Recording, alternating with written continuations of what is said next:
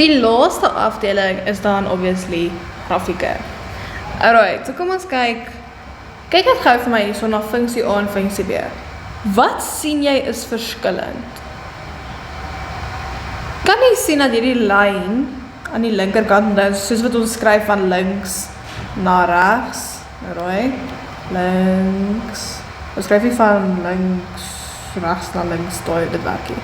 Okay, kyk ons ook van links na regs. So links is my grafiek onder, en regs is my grafiek bo. So wat is hy besig om te doen? Hy is besig om toe te neem, hy is besig om te styg.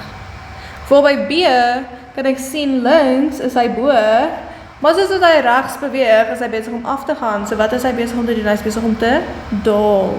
Hy is 'n afnemende grafiek. Okay, dis maar net so 'n bietjie side information. So hulle sê so by funksie A, die grafiek van 'n reguit lyn is hieronder geskets, die x en die y afsnitte word aangedui.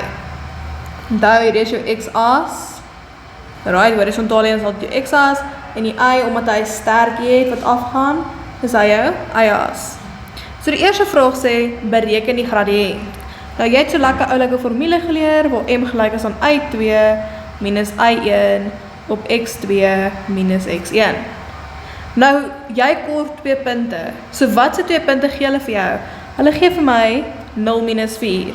So 0 minus 4 is my eerste koördinaat. Alright, dit is my eerste koördinaat. Met ander woorde, daai gaan my eerste x-koördinaat wees, en dan gaan my eerste y-koördinaat wees. Dan gaan hulle verder, en hulle gee vir my tweede punt. Wat is die tweede punt wat hulle gee? Hulle gee vir my 2,0. Met ander woorde, 2,0 is my tweede koördinaat. So my tweede x-waarde is 2, en my tweede y-waarde is 2. So as ek die gradiënt wil bepaal, moet ek hierdie hierin vervang. So in y2 se plek, vervang ek 0, minus, wat is my y1 se waarde? Minus 4, so ek sit om in sy hakie. x2, wat is my x2 se waarde? Hy is 2. Dus wat is x1 se waarde? 0. So nou vraag ek myself, wat is 4 op 2? Dit gee vir my 2. So my gradiënt is 2. Alright, so my gradiënt, my m-waarde is 2. Nou sê hulle bepaal die c-waarde, met ander woorde jou y-afsnit van die lyn. Waar is my y-afsnit? My y-afsnit is die punt wat deur my y-as gaan. So as hierdie lyn my y-as is, waar gaan die lyn deur? Hy gaan daar deur. En wat is daai y-waarde? Die y-waarde is minus 4. Met ander woorde, my c-waarde is minus 4.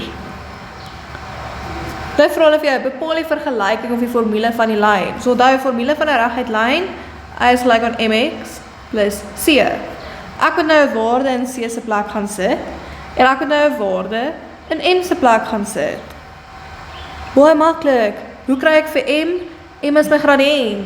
As hulle nie eers vir jou gevra het bereken die gradiënt nie, dan sê jy dit nou gaan doen het. Want die enigste manier hoe jy m kan kry, is deur jou gradiënt formule. Alright, so ek weet my gradiënt waarde is 2, so ek sit nou daar in 2x.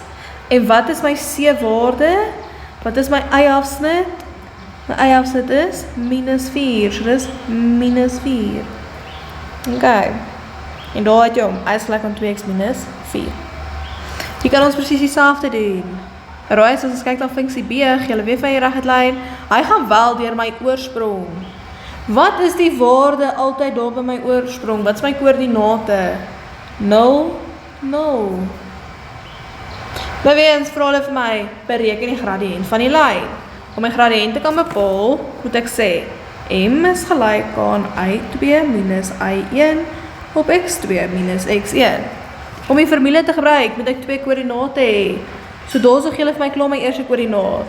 So my eerste koördinaat is 2 minus 6, en omdat ek besluit het, hy is my eerste koördinaat, beteken dit, daar is my x1 waarde, daar is my y1 waarde.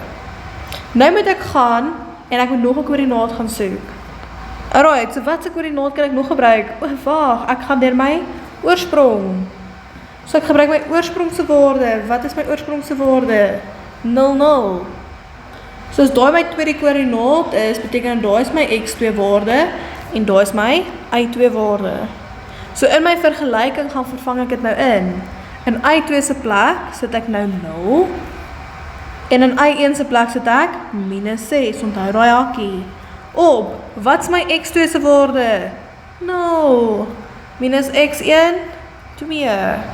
Dit gaan vir jou gee 6 op minus 2, wat minus 3 is.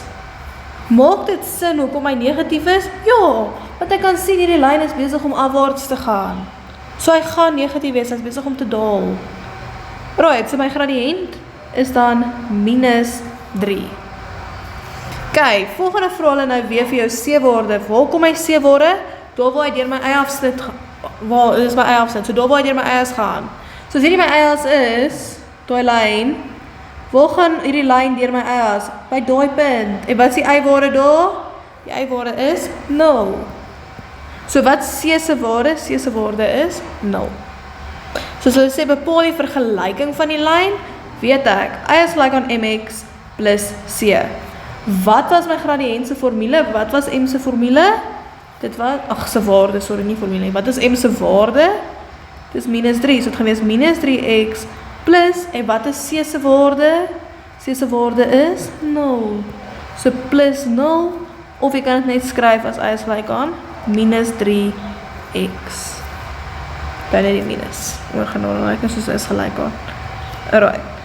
En daar het jy hom. So daar die vraag kan ek direk net gaan en sê bepaal die vergelyking van die lyn. Dus hulle nie vir jou al die guiding questions sê nie, moet jy net onthou.